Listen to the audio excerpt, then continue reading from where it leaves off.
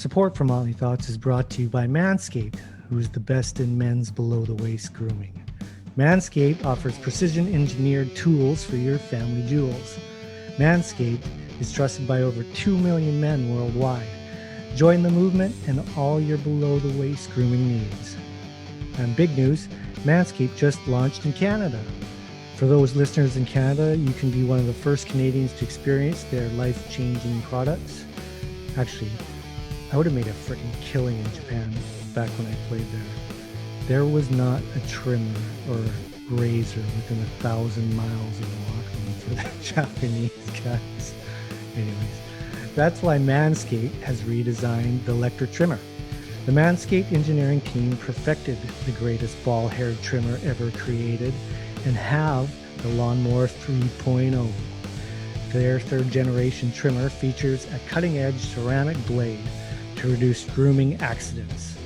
When I tell you this is premium, it's premium, man. The battery lasts up to 90 minutes, so you can take a longer shave. The waterproof technology allows you to groom in the shower. And one of the coolest features is the LED light, which illuminates grooming areas for closer and more precise trimming. They've also upgraded to a 7,000 RPM motor with quiet stroke technology. And let's not forget about the charging stand. Show your mower off loud and proud, because this intelligently designed stand is a convenient charging dock powered by USB. If you're listening to me speak right now, I want you to experience this firsthand for yourself and trim that junk of yours.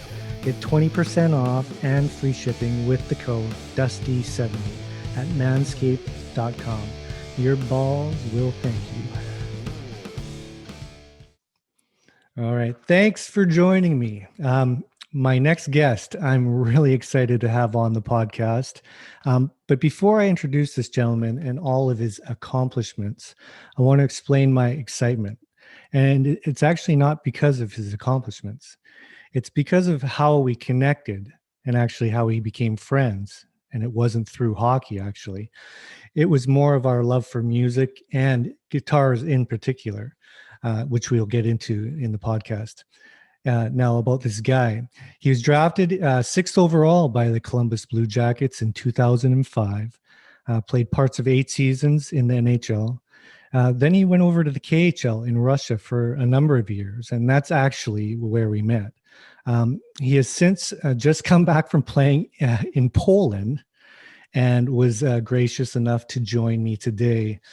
So without further ado, it gives me great pleasure in welcoming my friend and fellow guitar shredder, Mr. Gilbert Brule.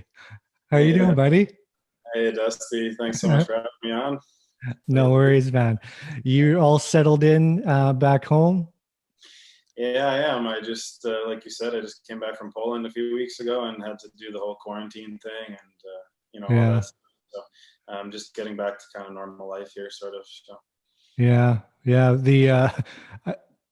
I don't think I've ever played or been to Poland. I know a couple people that have gone there, but what was your experience like?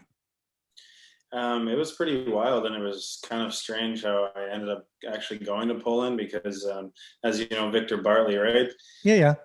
He was kind of the one who brought it to me, and he was like, I've signed and was going to Poland, and I was like, me and Victor talk quite a bit, and we do some business together, and we're good friends. So he's like, hey, why don't you just come play in Poland with me? And I was just like, oh, maybe I should. And I was just like a joke at first, but then it kind of turned into like, hey, he's like, maybe you should come here, and like it's going to be a short season. And I was like, I may as well give it a shot. And I didn't really like feel like going anywhere else, and it was just nice to kind of go somewhere with a friend like him, and we had a good time together. And that's kind of the reason why I went. So it was a fun few months with him, and so it was great. That's cool. Did Vic like it? You know what? He did like it there, but he actually ended up having to go home about halfway through our journey there because of just some family. Oh, really? Stuff. But so yeah, he ended up leaving pretty quick. He went home just for some personal reasons, and so I ended up staying. I stayed there obviously, and I just finished the season out. So it was too bad that he had to go, but we got to spend some time together there, and it was awesome. That's cool. He's a great guy, you know. How was the hockey? The hockey was actually pretty good. Yeah, our team ended up making the playoffs, and we did lose in the first round. But the hockey was really good. It was I wouldn't say it was like overly physical or anything, but there were some pretty skilled guys, and they worked very hard. So it was good. Yeah, Well, that's cool. Well, yeah, there's nothing wrong with, and I was looking at your stats just to see. I knew some of the places you played, but I didn't know everywhere. So uh, you've been to a number of places, but I think it's a great thing when uh, it's great to play in the NHL or whatever, but it's also great to go travel and see different types of the parts of the world and whatnot. yeah. And you really seem to have gotten to see quite a few places. Yeah, I have, and I was like you said, it was great to play in the NHL and get to see, and play in that league. Obviously, one of the best leagues in the world, the best league in the world. But outside of that, after I've been pretty fortunate to travel, like you said, and go to these different countries and to play in like China, where we met, and Hmm. played in Croatia, played in Poland now, and then all the other teams and things we play along the road trips and stuff. We go to a lot of places, right? So Yeah, yeah, yeah. it's been pretty cool to play in those cities and play in Russia, right? And not a lot of people get to do that stuff. So I feel like I'm kind of like one of those soccer players, that just kind of travels around Europe or like travels from team to team and just plays in different countries all the time. I'm like kind of like that guy. So Well, hey, you're doing what you love, yeah, and you're getting to see all the places that you've been to. How can you beat that? There. I guess when we're kids, you have that one dream to play in the show or whatever. But what what your career has been able to offer you outside of just playing hockey is pretty cool. I think it's pretty cool. yeah, it is pretty amazing, and obviously I've got to meet some pretty amazing people along the way too, which is, opened my eyes and kind of to see things in a bigger, more open kind of view, I guess you could say. Yeah. Yeah, Well, actually, that's perfect lead into what I guess I was gonna give the listeners a background as to why I was and wanted to have you on the pod, and it wasn't because I know you from working with you in hockey. It was actually how we kind of connected while we were working together in the KHL, and it was kind of funny because you're kind of you're a quiet person when you first, just as a coach watching players and stuff. You seem very quiet, and not that you weren't friendly or anything, but you didn't say much to the coaching staff or whatever. yeah, And then I don't know, I can't remember how it happened, but I know I'd seen you traveling on the road with a guitar, yeah, and I was like, holy shit, I didn't know that. And so I asked some people, just does he play much, or what's the deal? And then I heard that you're actually not only a good like playing guitar, but like hard rock. And so I was like, oh shit, we gotta start to chat. And then I remember, I don't know where we were, but we were at one of those private terminals, yeah, waiting outside of the terminal to get in there. And you came up to me and we started chatting about music. yeah. I And remember that. yeah, Yeah, do you remember that? Yeah. yeah, And yeah. it was like totally opened up a whole new friendship, and we started talking about music and guitars, Yeah. and then you said you would love to jam. And do you remember what city where we were in when we jammed together? I think we were in Yekaterinburg, maybe. I think when we had that little like 4 days there. Uh, Yeah, yeah, I think that's where we were. yeah.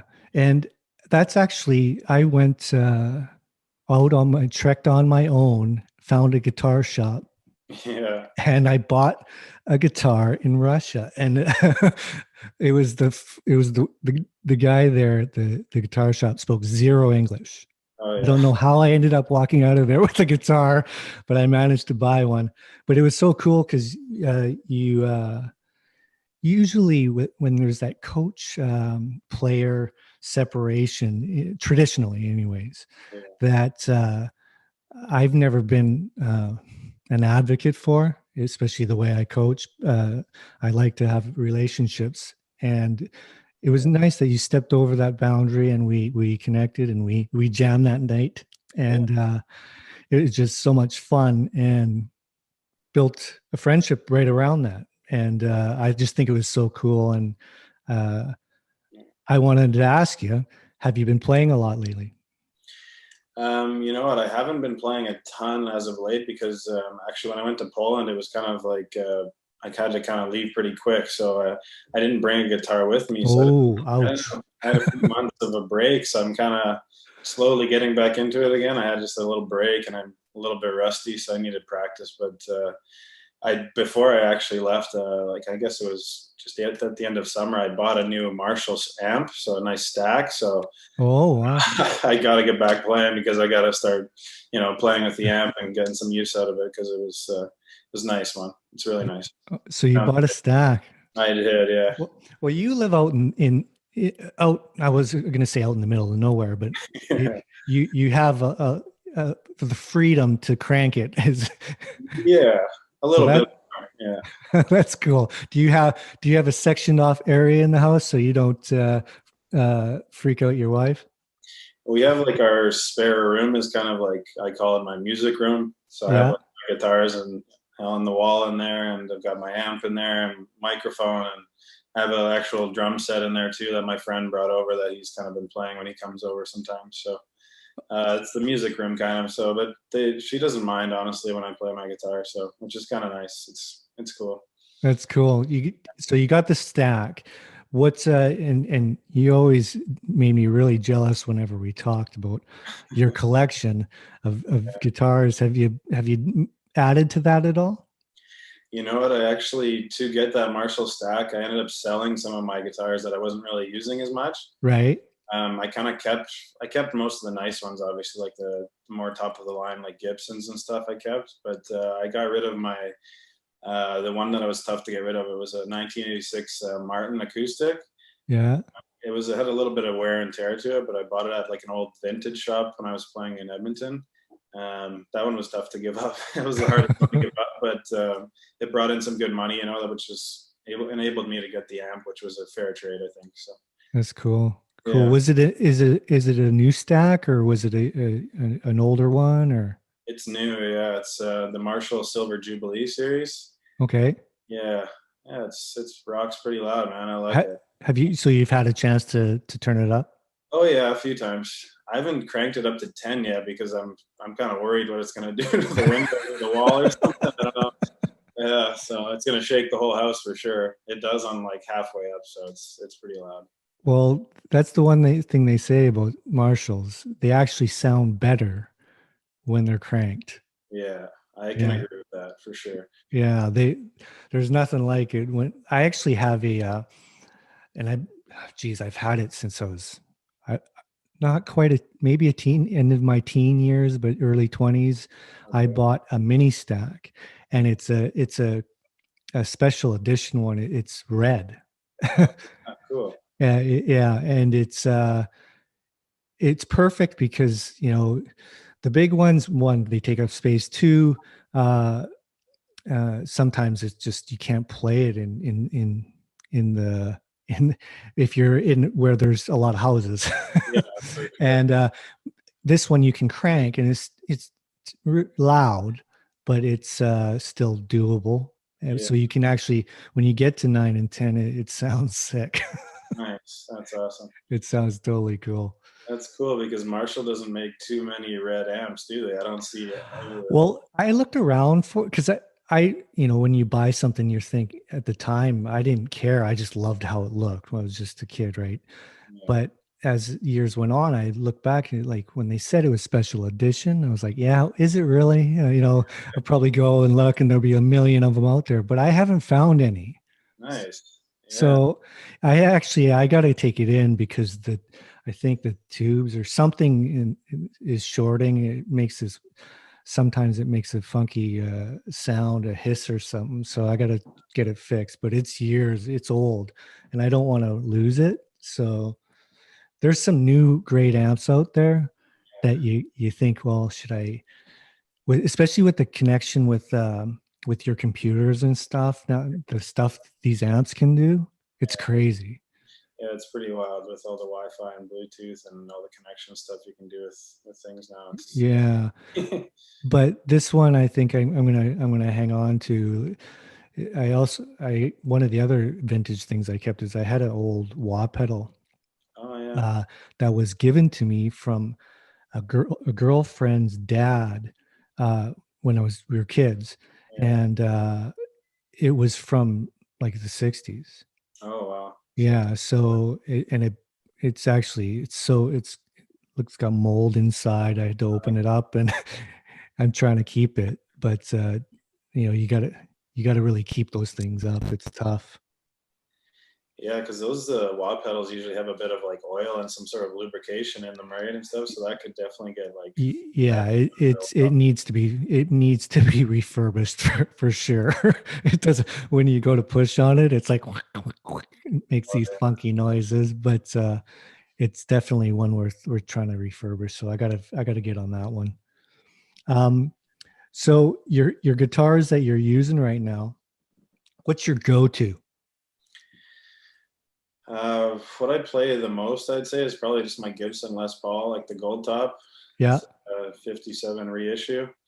That's probably one of my favorite guitars that I play. nice. I love the colors of it and like the back, the wood and the gold. It just matches and blends just so nicely, and it's like a piece Sweet. of artwork. I just love holding it and playing it.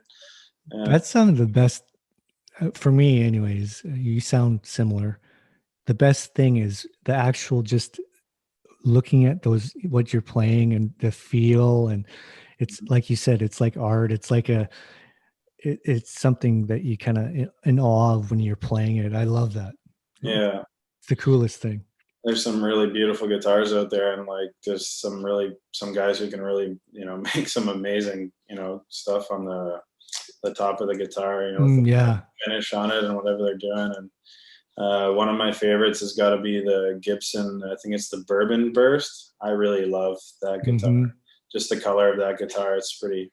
It just looks like a nice rock and roll solid Right. guitar. I like that one. Well, I follow Gibson, the company on Instagram, and they have some sick stuff coming out. It's crazy. Yeah, And you know what? I just had Biz on the last episode of the podcast, and I told him this story. We had this story that he introduced a guy to me that was wanting one of my masks and did the trade. uh, He said he would trade for some Apple product, and then also then he out of the blue hooked me up and got me a guitar from Schecter, right, and but what the real cool thing is he knew the VP, so he got me in LA because that's where I was, and the head the plant there where they customize make the guitars and shit yeah, had a tour for me, yeah, and I got to see all of that. And I'd never been in one before. So that was very fascinating to me to see them actually how they make these things. yeah. I And bet. you talk about the finishes, the tops and stuff, how they come up with these different designs and colors and grains and stuff is mind-boggling. Yeah, I bet. I don't even know where they start to do that stuff. It's It's crazy, and some of the machines that they have that they put the bodies in and stuff, and to get these finishes is unbelievable. Then you really start to appreciate how they get some of these looks on some of these guitars, man. it really is a piece of artwork. Yeah, yeah. When you showed me some of the pics of your guitars, I get jealous because uh, if I had the unlimited amounts of money, that's probably one thing I would Yeah, uh, get out of hand with. yeah, yeah. Yeah, for sure. It's one of those things like I almost got to leave the guitar shop sometimes because I, I could just go on a spree. It is like an addiction for sure. Yeah, No doubt. and it's Um, an expensive one. It can be expensive one for sure. well, hey, it's a better habit to have than some of the alternatives. I'll just say. Yeah, for sure. Yeah. Totally. Hey, any new music you're listening to right now? Uh, not a lot of like new music. I kind of just cycle back through a lot of old music and Yeah. kind of newer stuff and older stuff and everything in between, I guess you could say. Hmm. I kind of go through phases sometimes where I listen to like a little bit more rap and some little more chill music. And then Yeah. Yeah. sometimes I go through like most of the time it's pretty like heavy rock and heavy metal or some heavy rock stuff. So that's pretty much kind of my go-to is rock and metal. And yeah, Yeah. I mean, with all the COVID stuff right now, there hasn't been like a ton of new, albums coming out from bands that I like. There's been a couple here and there, but just Right. not as regularly, I guess you could say.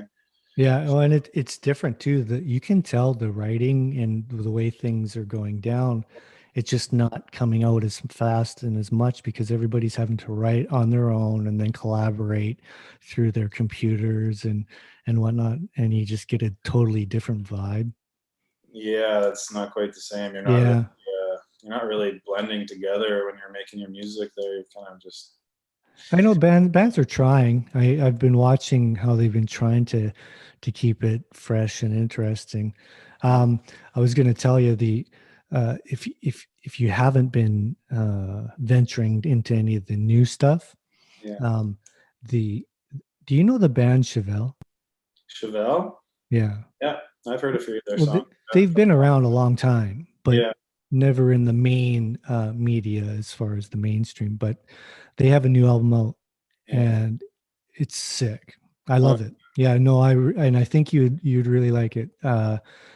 When I heard the new album, I was like, Brew probably would would yeah. like this. It's What's the name one. of it? I think it's Self Destructor. Hang on, just let me take a quick look here. Uh, Yeah, I'm always looking for new music to find. So, um, Hang on here. No, that's the title. That was the first track, actually. Self Destructor. The name of the album is called. I don't even know how to fucking say it. It's Niratias, Niratias.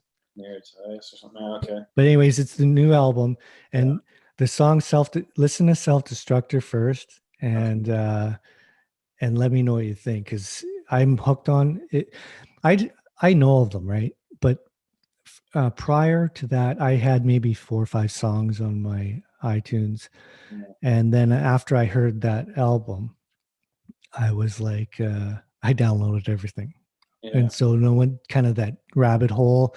I get Yeah. into those, and I was like, man, these guys are a lot better than I ever realized. Like they write some really cool shit. Yeah, I've listened to a few of their songs from like maybe 10 years ago, even. Or Right? Yeah, yeah. you got a couple of really good songs that I like.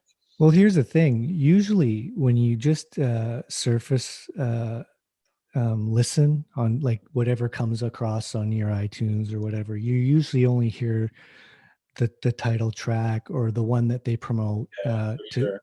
and it's more commercial, right? Yeah. And then you don't really get the gist of what the band's about.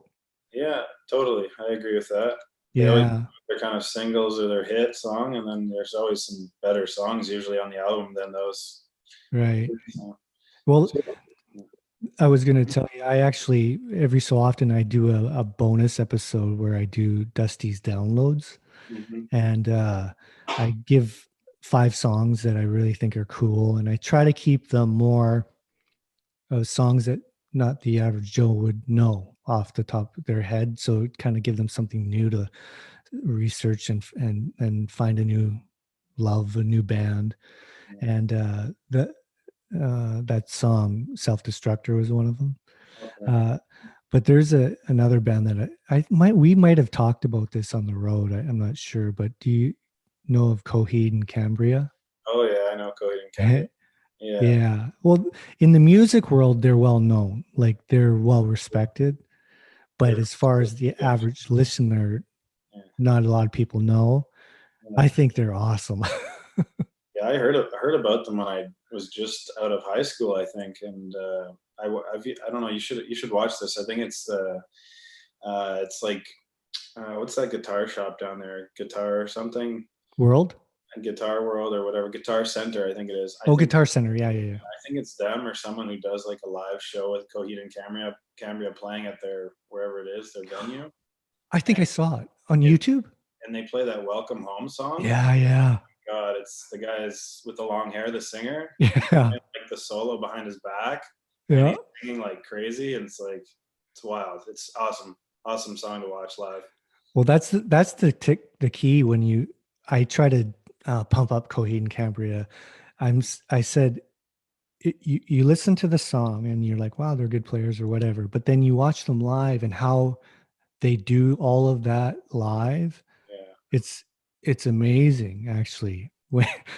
If you've played and try to sing and play, you bec you know what I'm talking about because it's he makes it look like it's like nothing. yeah. I was like, my mind was blown when I watched that. I was just like, how is he doing this right now? It's crazy. Yeah. Yeah, he makes it Yeah. look easy too. But The I was going to tell you one of the other things I talked about with Biz on the show. He on Spittin' Chicklets, they a while back they had on a guest, Jay Weinberg, yeah. the drummer from Slipknot, Oh yeah, yeah, yeah. and I guess he's a goalie. Yeah, he is. Yeah, Right. So I was telling Biz, I said, you got to hook me up with this guy because that's exactly the type of guy I would want on the pod. There's a connection with hockey, but we could talk about music yeah, and he's a hard rock guy. I'm like, yeah. gotta have him on. And he said he's gonna hook me up, but that uh, that connection would be so cool. I thought you'd find that interesting. That would be awesome to get him on your show for sure. I heard he's like a huge Nashville Predators fan. Yeah, yeah, yeah. Yeah, Yeah, I've been researching to just see what where his love of hockey is, and it said that yeah, in on Google there. It said he's a huge fan, and he's got a really cool story too. Do you know that his dad is the drummer for Bruce Springsteen? Bruce Springsteen? yeah, yeah. I do. Yeah, because I do follow him on Instagram, and I'm a Slipknot fan, right? So I Right. follow him, and he's actually posted some stuff about that. Yeah. I had no idea before. I was like, that's wild. That's really cool. There's Yeah. some really big bands. Yeah. So, Well, and what's really cool is when I listened to the podcast, he explained it uh, uh, and how it all went down with him becoming the Slipknot drummer, how he became a professional drummer. And did you know he uh, he played a song with Bruce, like Madison Square Garden or somewhere huge. yeah. Uh, played a song uh, with him. And then later on, I guess his dad was contractually obligated to do I think, I don't know if it's the Tonight Show or Fallon or what. He's on one of those, he's a drummer for one of those shows. And they were just, Conan O'Brien, I think. Okay. And they were relaunching him in New York or somewhere. And he had to be there through the beginning. So a good stretch. So Bruce asked his dad if Jay would be into drumming for him Yeah. on the tour. Yeah. So he went on tour with Bruce for the year. How old was he then? He I must don't, have. yeah, he was young. So he toured with freaking Bruce Springsteen.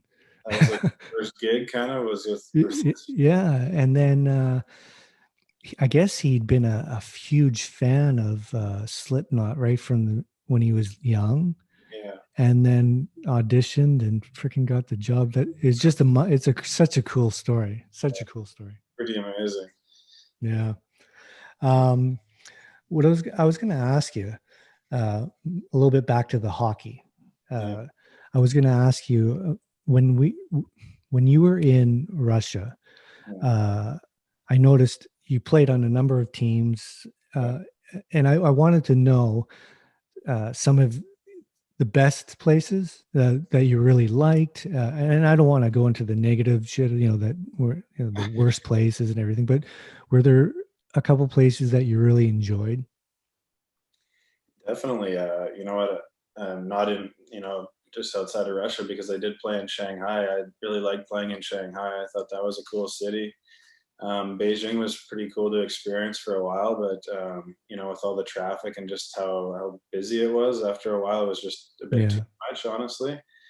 You know, taking an hour or two to get to a game and back home every day was Yeah.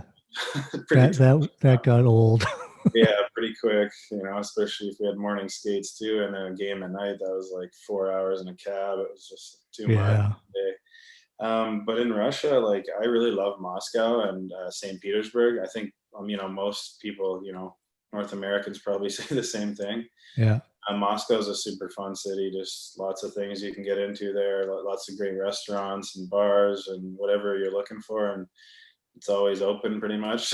You know, Yeah. you want to go out, you want to have fun. It's a cool city, and some of the best food I think I've ever had in the world has been in Moscow. You know, so Yeah. I've been around to, you know, quite a few countries, and probably one of my favorite cities for sure. Really Yeah. cool. I Yeah. love Moscow too. Yeah. Yeah. There was a before going there was, you know, you're open to what people have told you about the place, or you kind of bulk in Russia as, you know, dark and gray and gloomy and everything. But Russia, I thought was really Actually, you cool. know, the first year I was there, the first year, let's say maybe two, it took me a bit of an adjustment to get used to how things were over there. Yeah. Obviously, like Yeah. the culture and just the way life is, and you know, your day to day going to the rink and all that stuff. It takes a bit of getting used to, but once you can actually get used to that and see how it is over there and how people live and how they are, it's a really beautiful place, and I really enjoyed it too. Hmm. Yeah, When you were in Sibir, yeah, uh, like that place was freaking cold, man. yeah, really cool. Yeah, Did you like where was it? I don't even know the city, but Tractor, yeah, Chelyabinsk. Yeah, Chelyabinsk. Yeah, I, I, I, and I'm not ripping on everywhere, but I just, it wasn't, from what I remember, it wasn't one of the more lovely places. I, no, I didn't find. yeah. Well, Novosibirsk, like I remember one day it was minus 40 something, 42, 43, let's say. Like it was freezing there, but the actual city itself wasn't bad. I actually liked the city there. The rink was old, but they had the best fans there. Like the fans are awesome. And Yeah, yeah, yeah. made it fun to, you know, to go to games. And but Chelyabinsk, yeah, like I was there for a little bit, and the rink's super nice there. But then like the rest of the city, it's kind of, there's not much to do there really. Honestly, it's kind of boring. Yeah, Yeah, that's probably more what I was saying. It wasn't like yeah, it was an awful place, but it just, no, I don't really remember being much to do there. But no, Sabir, I do remember you guys were on the ice, and we were playing. It was a real important game, and like you said, it's that old rink, and the the box, the box that we were in, me and the extras, where I sit, is right there. You can touch the people's heads of the yeah, fans in front of us, and they were. I guess I don't know if it was Shimmy or Smitty were playing, but one of them was playing really well, and they were turning around to me and they were yelling at me and screaming at me. And I'm just sitting there, I'm just watching the game. And one of them even threw popcorn at me. no way. And they were pointing at Shimmy or Smitty, the goalie, and saying something about him. Like, I'm sure they weren't saying very good things about him, but they were, and then they were yelling at me. It was freaking hilarious, but I loved it because they were so passionate. Yeah, that's how they were there in Novosibirsk. The fans are just crazy about hockey. Yeah. I guess if you're like the enemy, like so to speak, that it's like don't like you. It seemed old school, like a place back home here where, you go to an old barn and you just have a lot of blue collar people Yeah, that just are out there supporting their team and would literally kill you out in the parking lot if they saw you. yeah, probably for sure. Yeah, that was actually one of the fonder memories. Even though that place was absolutely freezing cold, I noticed one other place that you played that actually I had no idea what team it was because they must have only been in the league for a while. Yeah, It's Zagreb. Zagreb, yeah, Where was that? in Croatia. Oh, Yeah. So oh, I didn't know that. that was my second year in the KHL, and I think it was their third or fourth year in the league, maybe something like that, or maybe even second or third. So yeah, they weren't around for long just because the team, I guess, had money problems or whatever. So I spent a whole season there in Zagreb. Then I signed with Nizhny in Russia, and I ended up kind of staying in Russia for a while after that. Oh, see, Yeah, it doesn't say when I looked up your stats and stuff. It didn't say what city or country it was. So I was kind of confused by that. That's interesting. Is that where you met your wife? yeah, it is. Yeah, Oh, that's yeah, cool.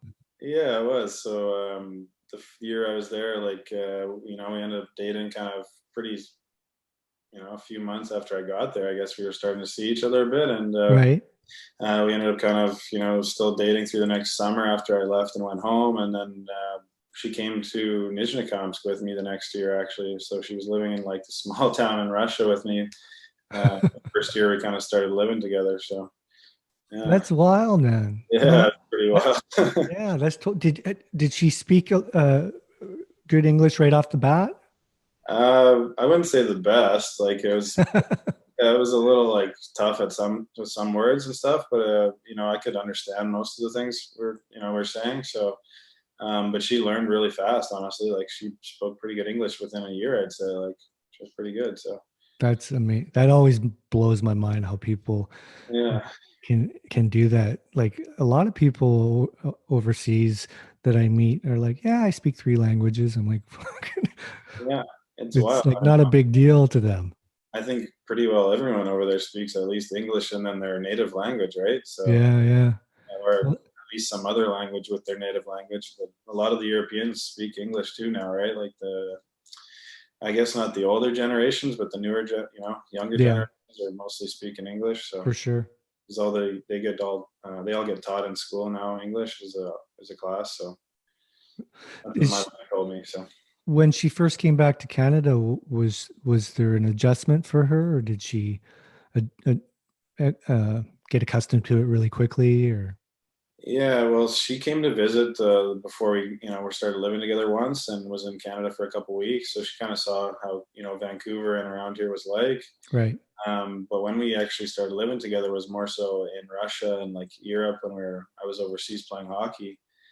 So when I came back, we ended up moving to the Sunshine Coast. So yeah, that's where we live now, and she loves it over here. I think she loves Canada. She's always happy to come back here. She'd rather come here than go back to Croatia. She tells me so. she still have family? Is all her family there still? Yeah, all her family's in Croatia, so we get to see them once in a while, but not too often, unfortunately. And with all this COVID stuff, it's been kind of hard to Yeah, travel. that kind of sucks, especially if you've got family and it's not easy to just jump back and forth. My wife is American, and now uh, and her parents are getting quite old, and you don't want to not be there for them Yeah, if anything were to happen to them. But now I don't want to get all political and whatnot, but right now Canada's not making it very easy, and and shit's kind of going down right now, where, where it doesn't look like it's going to get any better or loosen up. It's like yeah, some of the states in the United States are going a better way, yeah. whereas Canada, it seems, is actually going in the opposite direction. It's kind of scary. Yeah, I don't understand. And they have the new restrictions in BC with all the restaurants and stuff too, which is like crazy. I don't know where all these new cases are coming from, because where I live over here, everything seems to be like fine. Like everyone's, Yeah, I same. don't get it. So Yeah. Well, hey, you know what? I've been really, I, social media wise and just in the public wise, especially because I need to work and I need to be open to, if an NHL job opens and this and that. So you're always worried about, what you say or not say. But the truth of the matter is, we should be able to have our own opinions and whatnot and have the freedom to speak. But yeah, it's tough. It's tough because I just see what's going on outside of Canada and North America and can't believe that we're going in this opposite direction. It just blows my mind. Yeah, I know. And I just went through the whole ordeal of, traveling from, internationally back to Canada. So I had to fly directly from Europe to Vancouver. And we had to go through the whole testing and, all that stuff at the airport. It took quite a while to get out of the airport. And then we had to be tested at the airport. Our tests were fine. We got our tests back within a day, but we had to go to a hotel, right? And they make you pay for 3 days. What? Yeah, so you have to pay up front for 3 days, and they just jacked the prices up like crazy. So it was like $1,700 for 3 nights at like a coast hotel by the airport. It's not like a super nice hotel. It's just like a normal hotel. So it was ridiculous, and we only stayed for one night. Like we got our test back in 24 hours, so legally we were allowed to leave. So we ended up going home after that to the Sunshine Coast. But we had to spend one night in the hotel, but we had to pay for 3. You can't get your money back. And then they can still rebook the room while you leave. So like, it's like such a fucking scam, man. I couldn't believe it. I was so pissed. I was like, get your money back? No, I just like got robbed when coming back into my own country. Basically, I was like, what the hell? Like, I couldn't believe it. That's like a huge money grab. Oh, big time. So I had a negative test in Poland because I had to take it to the airport to fly. So I got into Canada the next day. So I did another test, got it the next day. I was fine. And then we had to do an at-home COVID test. They gave us one at the airport. So like 10 days into our quarantine at home, I had to do like a self-swab thing with someone like just like this over a Zoom meeting, like a doctor. And they watched me like swab my nose, and you have to send it by Purolator. And we already got our test back and we're negative again. So I had 3 tests within like a week, like let's say a week and a half, 10 days roughly. And I was just like, they were all negative. And I was like, this is just like excessive. I don't understand why. It was such out of control. I was just finally out of quarantine and done with it. I was so happy to be done with all that stuff. So. Oh my God. Like I was being punished, and not just me, whoever else has to go through it as well. Like for going to work, like that's my job. I have to go work abroad, so it's kind of like you're being punished almost for, a lot of people, like especially like guys that play hockey overseas, have to go through this as well, right? So it's kind of a pain in the ass. Well, I just saw on the news, and not the main news, but that Canada now has made, Trudeau said that you have to, like it's law now, that if you come back in and test positive, that you're going to, what did he call it? A facility? Yeah. Mandatory. From what I know in my experience or in history, that's called an internment camp. Sounds like communism almost, doesn't it? Yeah, hey, fascism or something like. Everybody can have their opinion, but that just that scares me. It scares me, man. That he's saying that, and you don't even see them doing that in the States. That is very scary. I didn't know they were doing that. And yeah, I just saw it. And the only people that covered it, because that Canada, they've always been, they kind of get swept under the rug as far as importance. We've always been, as a country, we've always been that chill friend that no one cares about. So all their stuff kind of goes unnoticed, right? But this one, I guess Tucker Carlson picked it up, and he went on a rant about it, and was not happy. So that's where I saw it, And then obviously I researched it after, and it's legit. Like, and that just happened. I can't believe that because some people actually do test positive, but they have no symptoms. So like that doesn't seem quite fair if you're putting people in an internment camp basically for Yeah. And we're not talking a day. yeah, it's Like, probably at least 2 weeks, right? yeah. And Yeah, on your dime. yeah, exactly. And you lose your job. What if you need to be back for work, or like it's not good stuff, man. It's you know, that's about as the most political stuff I've ever said on the pod, but Yeah, it's it's scary because like if something opens up for me overseas, for example, or even not even just overseas, but down in the NHL in the States, yeah, if something opens up, all of this stuff has to be considered, looked into, and that whole, I don't even know if this passes the whole vaccine passport thing. that's even more scary, I think, honestly. Yeah, like this, it's freaking 1984 George Orwell shit. It is really.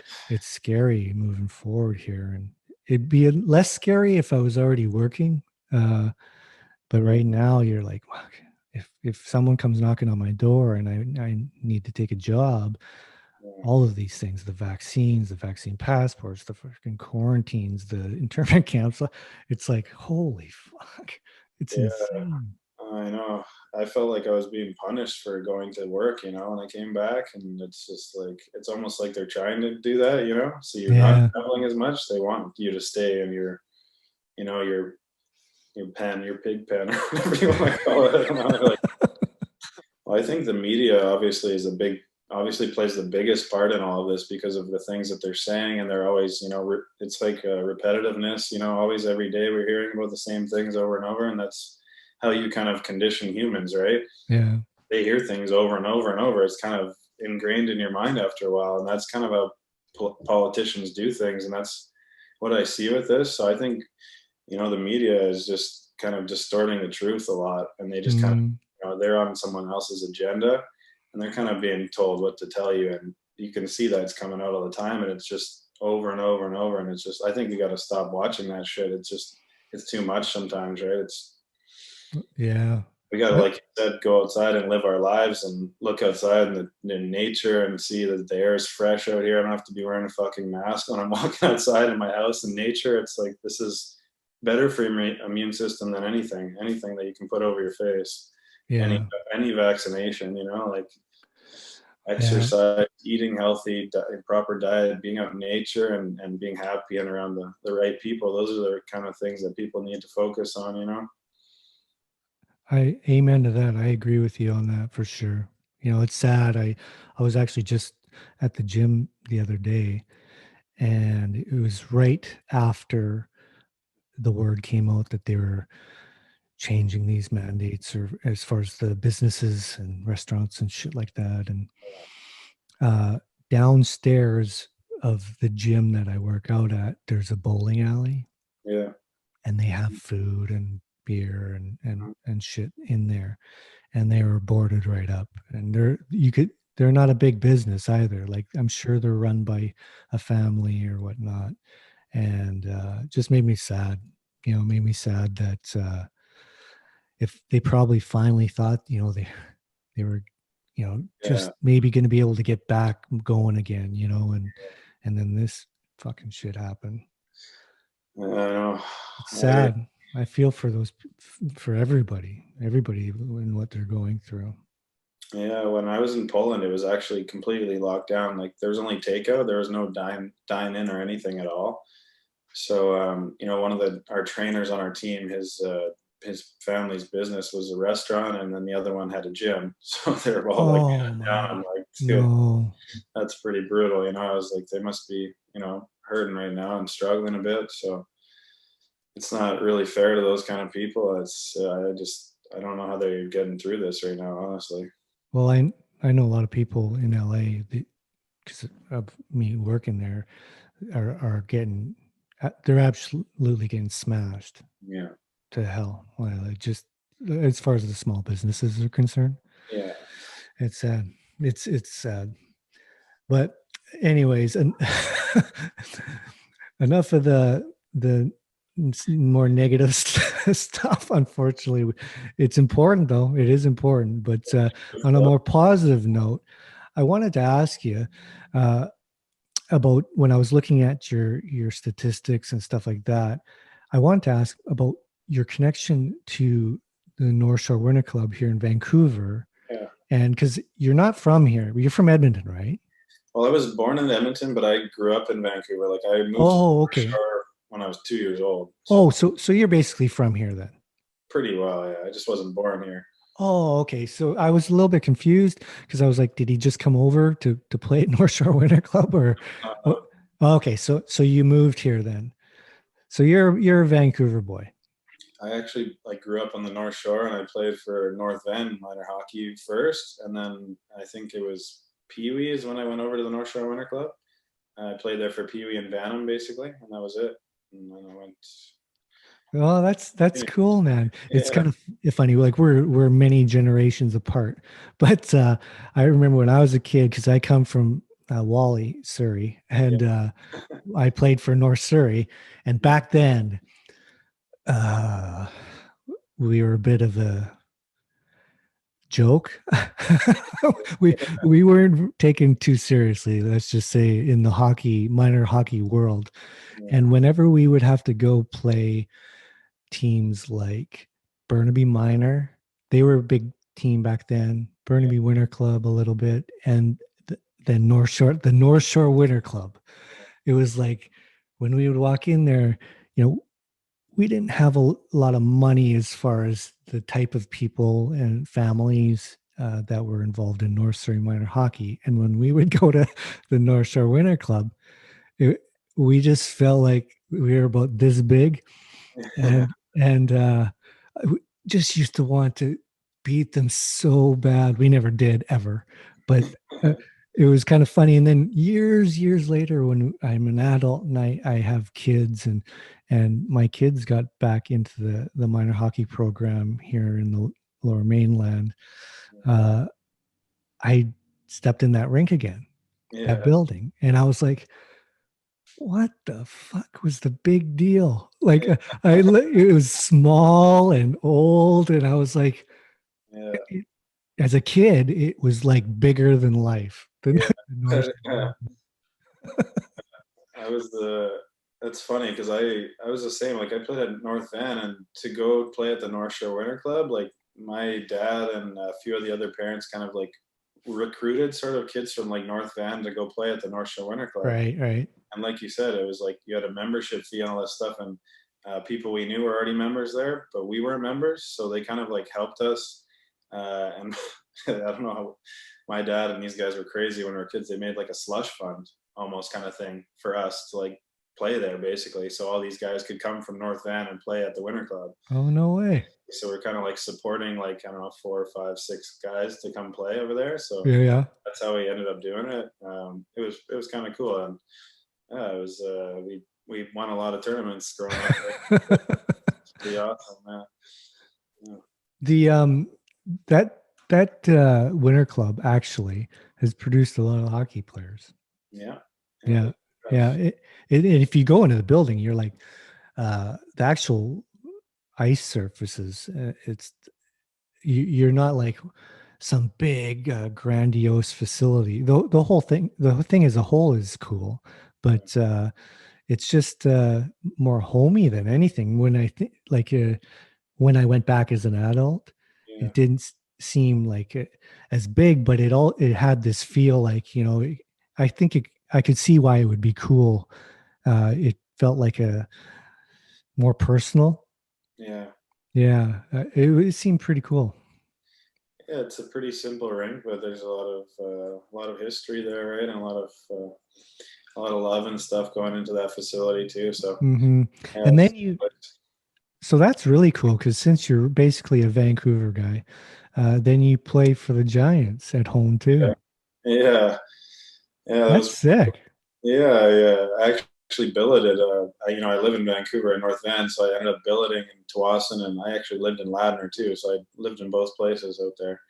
Oh, Yeah, that's cool. Yeah, I went to school out there too. Like high school, went out there. So do you guys, when back then, did the Giants practice out there in Ladner Yeah, or something? yeah, they did. It was in like I think it was in what was it called, South Delta and Ladner maybe or something. It was like Right, in that industrial area. I can't remember. It used to be like a smaller rink, like where the Delta Ice Hawks played. Maybe I think it was. right. Yeah, but now they have their, they've moved and stuff and have a different facility. But What goalies were there when you were there? when I was there, my last year was Dustin Slade and Oh, okay. Zach Smith actually. Right. And did you win the cup? We won the Western Hockey League. Okay. Ended up losing in I think it was I want to say quarter or semifinals of the Memorial Cup. Yeah. Yeah, you guys had a good team. I do remember that. Yeah, we had a lot of good players in our team that year. Did you enjoy playing for the Giants then? I did. Yeah, it was great. Junior hockey was so much fun, and just to get to play at home, like you said, and get to play at the Pacific Coliseum, where I watched the Canucks as a kid play. Yeah. It was pretty epic, honestly. It was just like everything was super cool. Getting to live away from home a bit, get to play at the Coliseum, and the Giants organization was just phenomenal. The way they treated the players and took care of us. So it was a great trip, like a great journey. Hmm. Yeah. And now I'll just touch briefly on moving on into your career. So you get drafted and you go to Columbus. And did you, growing up, were you ready for everything that was going to happen with you and the change of your life? And I'm asking you this too because there are people that listen that um, are interested in that kind of stuff and in helping some people that maybe have kids that are moving up through all of that and that transition. And I'm asking you this because I know I've coached guys that it's been a bit of a challenge moving so quickly. Yeah, definitely going from like basically out of high school to the NHL was pretty mind blowing for me. And I was Yeah. drafted by Columbus, and I was playing with guys like Sergei Fedorov and Adam Foote and Frederick Modine, and all these kind of guys. And I was just like, I couldn't believe it. Honestly, I was like a bit starstruck for sure. Yeah. I used to have like I've said this I think before a few times in interviews, but I had a Sergei Fedorov poster on my door as a kid. When he had the all like white Nike skates, Oh the yeah. Nike glove, everything Nike, right? Yeah. So it was kind of just like surreal that I was sitting beside this guy in a room and going to be working with him, and I just was like, it was wild, honestly. And I was so young, and I was dealing with that, and also dealing with trying to become an NHL player too. And Hey, can you say that again? it was pretty You wild. broke up just a little bit there. I didn't catch that. Which part there? Just the end of it? Yeah. I missed it. I was just saying, like, it was wild becoming like, going through all the stuff we just talked about. And plus, dealing with trying to become an NHL player. And I was basically still just a kid, right? So I Yeah. was just kind of trying to find my way in life. And I didn't really know who I was as a person yet. Yeah. So I was still growing, and it was wild. Honestly, it was quite a ride, emotionally and mentally, and it was wild. And I learned a lot. I think I had to grow up pretty fast, honestly. Yeah. I I don't think can most can 18, imagine. go through 19, go through that kind of stuff and that kind of change. So it was wild for sure. Yeah, because not everybody does that jump right away. Yeah. That usually they have the time to have some growing pains out of the limelight in the minors, Yeah. and to have to go through all of that right off the hop in the spotlight. That's got to be a lot of pressure Yeah. for a young kid to handle, especially when you're probably feeling like those people you mentioned, the peers that are actually more idols than anything else, are looking at you. Uh, you probably feel like they're looking at you, and you want to perform well, you want to show well, and instead of just going out and having fun and playing, I can imagine as a kid that had to be tough. Yeah, that was a big change for sure. And in junior hockey, you're just kind of going out and having fun every night. You're playing with your buddies, and then you're really going into like an actual job now, right? And it was definitely like an eye opener for me for sure. Do you find now uh, it's more easy to see the whole picture of your life and enjoy what you're doing now more so than when you first jumped into the NHL? Do you enjoy what you're doing maybe more now? Yeah, I think everyone, we all go through ups and downs and whatever career path we choose. And, no different for me in hockey. I've had my ups and downs and been through a lot. But all those experiences have made me the person I am. And that's the thing that I see. I'm grateful for all that I've been through, whether it was good or bad. I'd just try to take what you can from it and learn. Like I said, if it's good or bad, you want to learn something, try to take away something from it, and try to grow as a person. And that's what I've always tried to do. And sometimes it's been harder to do than others, but as a whole, in the end, I'm almost 35 years old now. I see, I've had a good career and I've done quite a bit, and had a pretty successful, career in hockey. So it's been great. And I'm grateful for that, just to be able to do that for a living.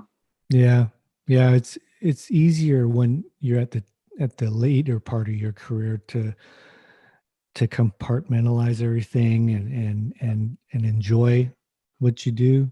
Yeah. And when you look back when you're younger, it seems you're always pushing so hard and just want to do everything to the best and achieve the highest.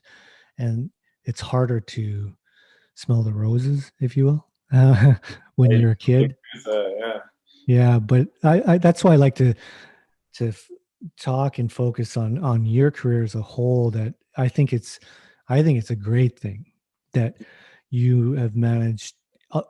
Although you played in the NHL and you're drafted high and you had those good moments there, the overall body of work I think is a great achievement for your life. Yeah. Then if you just played on one team your whole life, stayed in one city, yeah, you'd have an unreal career as a hockey player. But I think your life resume Yeah. is pretty cool. I think it's really cool, especially when I realize how many places you've been. Yeah. I thought it would be really interesting to touch on that. I think it's very, very, very.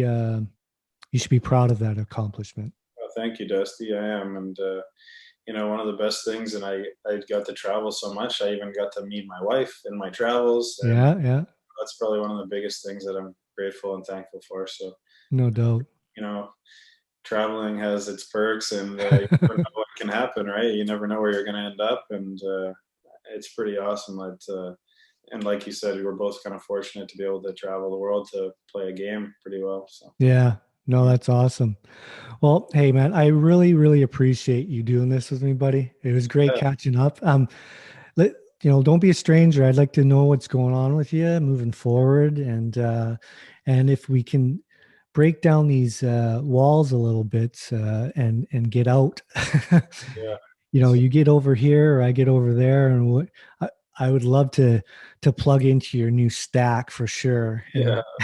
and jam sometime. Bet you would. Yeah, that'd be awesome. Right on, buddy. Hey, all the best. Say hi to your wife for me, Will do. and peace to you, brother. Yeah, all the best to you and your family, Dusty. Thanks for having me. Right on. Really nice chatting with you, buddy. I want to thank Brule for coming on the pod today. I had such a great time talking with him. He's such a cool guy. When you first get to meet him and know him, he seems quiet and whatnot, but as you get to know him, you really find that he's a really personable guy and a cool shit. And I was really thankful that he came on because I had such a good time. I hope you enjoyed it as much as I did.